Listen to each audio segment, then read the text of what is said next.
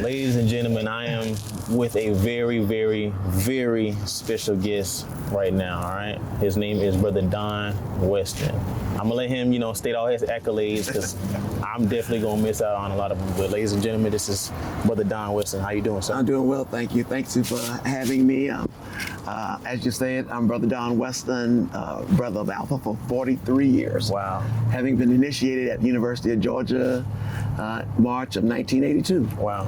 And believe it or not, all 43 and a half years, I have been active all 43 years. Nice. Although I've lived in different areas, different regions of the fraternity, all those years I've remained active, and I've remained active because what has happened when I moved with my company, going to a new area has allowed me to connect, especially in areas of cities that I wasn't familiar with. Okay. Being able to find brothers, from there find a doctor, church, all those things were really important doing those moves. So that is one thing that is I can tell the brothers is the fraternity has provided that support, especially when you are in transition or moving about and those kind of things. Right. So I'm glad you brought that up because I know, like me being a recent graduate, I graduated Weston University about almost 4 years ago now. Okay. And it has been challenging, just that transition from the undergraduate chapter to the graduate chapter and whatnot, like trying to stay active, whether that's financially or just actually doing the work of Alpha. So I'm glad you brought that up. Yeah, and one thing I think that the fraternity has tried to do, and I think there's still opportunity that exists, but try to make the transition between being a college brother to migrating to the alumni brother status, to make it a whole lot easier. A lot of chapters now, for maybe the first year or so, you're not paying local dues, and in some cases it may be a graduated where maybe no dues the first year, but maybe the second year is 50% to help you get to that point of realizing you just graduating, that you may be in just starting your job, or maybe in going to professional school, but it's still a way to keep you connected to the to the fraternity. So I think that has been something that we have recognized, and I'm saying we meaning as an alumni brother for many, many years, right? That we have realized that an opportunity exists because many young brothers such as yourself sometimes struggle to find out, where do I fit in? How do I fit in now that I'm not a college brother anymore? And the college brothers don't really want me around as much as I, because I'm older now. Yep. And so, how do I find that fit? And I think that's what has come out loud and clear from brothers in your demographic, that I'm not a college brother anymore, but I'm not an old head either, as we might call, or OG, as we might say. So I think that's what we've really tried to do to close that gap that exists there. Nice. Yeah. So let's talk about some leadership roles that you've had throughout the years. So I definitely knew you as district director. I think you were actually stepping down when you were coming in? When I was coming in. And then it was Vince Gatlin. So talk to me about what were you doing before that? So I guess leading into me becoming district director, I was the first deputy district director that we had in the district, a district that has been around for 65 years. We had not had a deputy district director position, and when the Constitution was updated, back in, I think at that time, maybe 2005, 2006, the deputy district director position was added into our Constitution with roles and responsibilities. Brother Hervery Young was the district director at that time, and I was his first deputy district director. So that kind of put me in a leadership position here in the district. But between serving as the deputy district director and becoming the district director, which was the 10th district director, which I got appointed in 2007. 2017, Okay. I served as the chief of staff for Brother Herman Skip Mason, who was our 33rd General President. Wow. So during that time, so from Deputy District Director to being Brother Mason's Chief of Staff during his time as General President. And once I got done with that, then I had an opportunity to come back in and, seek the position of District Director. Wasn't necessarily the traditional route you would go to be District Director, but to be honest with you, I wasn't planning to run for District Director. Brothers were expecting that I would have ran after I served as Deputy District Director. Right. But the fact of it, the matter was that Brother Skip Mason was running for General President. Very, very good friend of mine. We were friends, became brothers and friends in 1982. I crossed in March, he crossed in April. We met shortly thereafter. And so when he was getting ready to run for General President, of course, being a great brother, a great friend, I was helping. Never planned on being his campaign manager. It was just that you are my good friend. I'm going to help you run. Right. So it transitioned from me being a good friend helping him run to me becoming the campaign manager. So did that. We were successful in his run for General President. And so after he became General President, he's like, well, hey, I need a chief of staff. So that's how I became the chief of staff. And so I served that period of time. And then, like I said, became district director, ran for district director. Like I said, got appointed in 2017. And from 2017 to 2021, I served as the district director for South Carolina. Really was the 10th South Carolina district director. And as you mentioned, Brother Gatlin followed me. He was my deputy district director when I served. And of course, logically, he ran to be district director right after serving as deputy district director. So, as a young brother, I would love to know, what is it? Because I seek to be in alpha leadership someday, and also, just me, I guess, relating it to my career in pharmacy. I would love to be in leadership in pharmacy as well. But I want to know, just what is it like? What does it feel like? What are the day-to-day operations? How do you manage, cope with, stress, or just so much task to handle, so much responsibility? Right.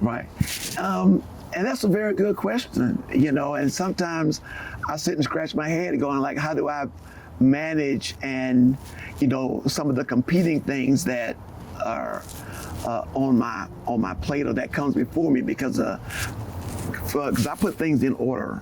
It's my faith, family, fraternity, and it's in that order. So I have a responsibility to my family, but of course I serve my God, and and I'm very active in my church that I'm a member, and so my role there, my role is in my family, and then fraternity. But for someone who is seeking leadership, I always tell brothers and young brothers especially, is that you have to be present, regardless of, because in order to learn any kind of leadership position that you might want to go in, you have to be present. You have to know what are the current things that the fraternity, are doing. And I've seen brothers aspire to be in leadership, but they don't come to leadership retreats. They don't go to district conferences like we are here today. Even when there's other national initiatives, national projects, go to high school, go to college, or a voteless people is a hopeless people. There are things that young brothers can do to, one, sharpen their leadership skills. And for brothers to get to know them, know that you have an interest in leadership, one, but then secondly, to be able to see what are those skills and talents that you bring if you were to go into a leadership position. Is it that you're good communication? Is it you're good in organizing? Is it good that you're just a good leader and motivator of people? So those are things that are really, important in helping you as a leader, but helping those of us seeking to help those that want to be leaders. Because alphas are leaders, one, but we also believe that there are different skill levels in our leadership. So if we can help sharpen a skill, sharpen your overall presentation, then I think that's what we can do as far as helping you, or not you specifically, but helping someone in a younger person, a younger brother, get to leadership. Right. Leadership status. I got you. So one last question I'll ask you: what is some just major advice that you would give like a young brother today that's maybe who's probably watching this? Maybe they're in high school right now, or maybe they are in college. What is something that you would give to them that could help them maximize the opportunities that they have around them? Well, I guess there are a lot of things that I guess I could tell a young person. The first thing I would say is, because we're in this space now of this digital age, that a lot of our young people are using social media in many different ways, from the Snapchat to the TikTok and all those kind of things. And the thing that I would tell any young brother or any young student, even that's in maybe high school, that's looking at going to college or whatever, or even going into the work world, is that whatever you do in that digital space is a fingerprint that's going to remain with you. So be cautious about what you create and you put. It might be in fun, but it can also be detrimental to where you're really trying to go. Right. Because those things are out there. A lot of companies, and I'll speak for my company, when I was working, it wasn't anything uncommon for a company to go and look at see whether there's any social media any social media platforms that you got stuff on. We do it when we're looking at candidates for the fraternity. Right. Because that in itself speaks for you when you're not present to speak for yourself. Because it lets me know what you're thinking, how you think, what you see that's important is what you put out there to the public. Right. So that's the first thing I would say. Be cautious.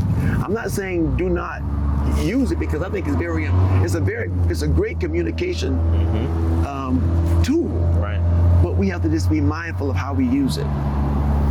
The second thing I would say is that you want to be involved. If you're in high school, there are opportunities to be in student government, in different organization clubs, be it Future Business Leaders of America, Beta Club, National Honor Society. That's high school. College, SGA,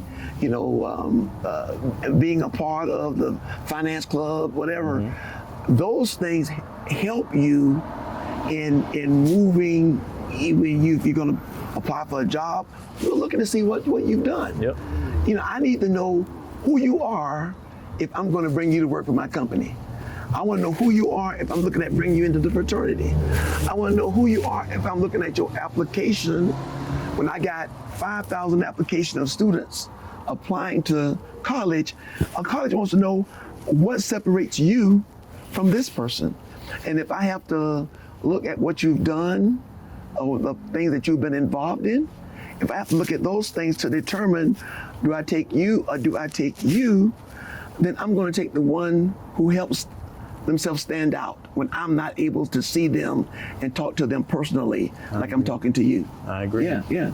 So those are the kind of advice that I would give to anyone who is seeking to move into another area, be it, like I say, from high school to college or trade school, military. Because everybody's not going to, necessarily go to college, which is fine, because there's a lot of different opportunities that exist now that may not have existed for me when I was, say, 18, 19 years old. So I think we have a greater space in order for what I say, young people to move into and be successful. Not just move into, but be successful at it. So that's what I would recommend. Man, gave us a lot of wisdom just now, man. Man, I appreciate it. Yeah. I appreciate this time. I appreciate you taking the time to talk to me. Yeah, thank you. Yeah. All right. Till next time, man. Yes, sir.